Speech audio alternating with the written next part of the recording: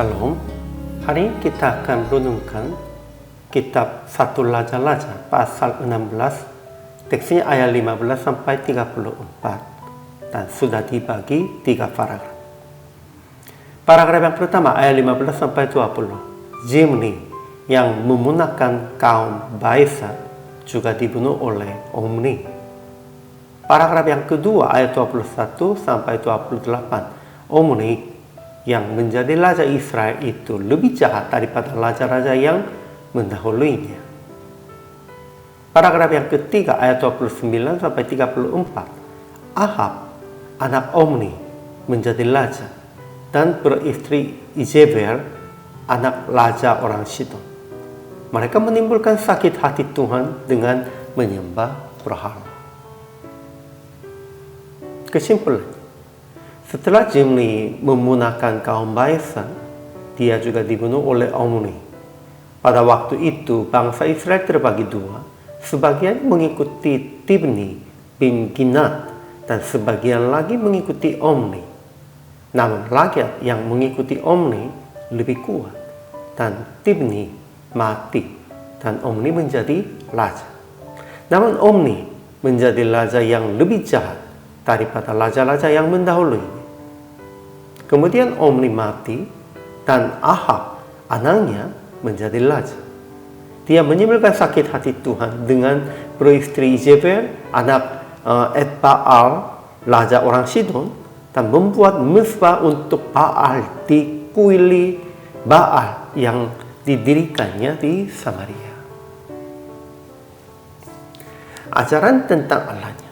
Pertama, hati Tuhan ditimbulkan sakit sebab pelakuan Raja Omri dan Raja Ahab, karena mereka semakin jahat daripada segala orang yang mendahulunya. Kedua, pada waktu Hiel, orang Bedel, membangun kembali Yeriko, firman Tuhan yang diucapkannya dengan perantaraan Yosua bin Nun itu digenapi dengan membayarkan nyawa Abiram, anaknya yang sulung. Ia meletakkan dasar kota itu, dan dengan membayarkan nyawa Segub, anaknya yang bungsu, ia memasang pintu gerbangnya. Akhirnya, kalau Tuhan sudah larangkan itu, kita harus ingat, jangan melakukan demikian itu. Tetapi pada zaman itu orang-orangnya sudah tidak menghargainya larangan Tuhan, tidak menghargainya perintah Tuhan demikian itu. Ajaran tentang manusianya. Pertama, setelah Zimri memerintah 7 hari lamanya, raja Israel yang berkemah itu mendengar hal yang Zimri menjadi raja. Jadi seluruh Israel memberontak, menobakkan Omri, panglima tentaranya, menjadi raja atas Israel. Kedua, namun pada waktu itu bangsa Israel terbagi dua. Sebagian mengikuti Tibni bin Ginat dan sebagian lagi mengikuti Omri. Tetapi rakyat yang mengikuti Omri lebih kuat. Jadi Tibni mati dan Omri menjadi raja. Pada waktu itu sudah mereka tidak bertanya kehendak Tuhannya mana, rencana Tuhannya mana. Itu sudah mereka dikuasainya oleh kekuatan manusia.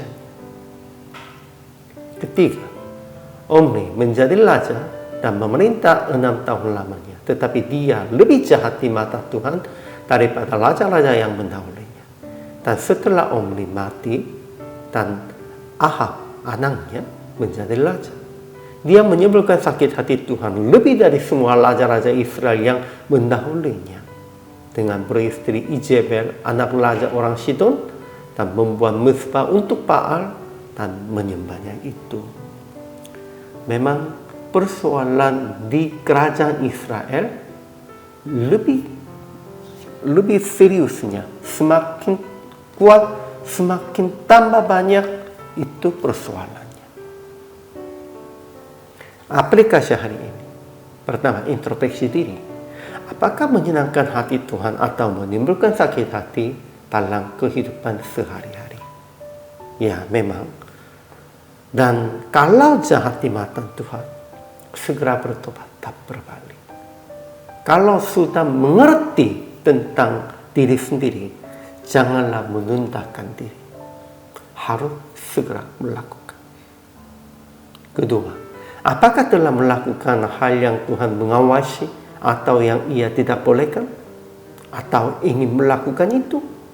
Segera berbalik dari itu juga. Harus mengatasnya keinginan manusiawinya, keinginan duniawinya. Kita harus mengikutinya bimbingan Tuhan saja. Akhirnya praktik hari ini, perhatikanlah larangan Tuhan dan hal yang ia mengawasi supaya tidak menimbulkan sakit hati Tuhan. Jangan menunda dan jangan terus melakukan itu. Segera berbalik dan bertobat aja supaya menyenangkan hati Tuhan. Menyenangkan hati Tuhan, inilah prinsip kehidupan orang Kristen. Hari ini juga selama melayani, Tuhan Yesus memberkati.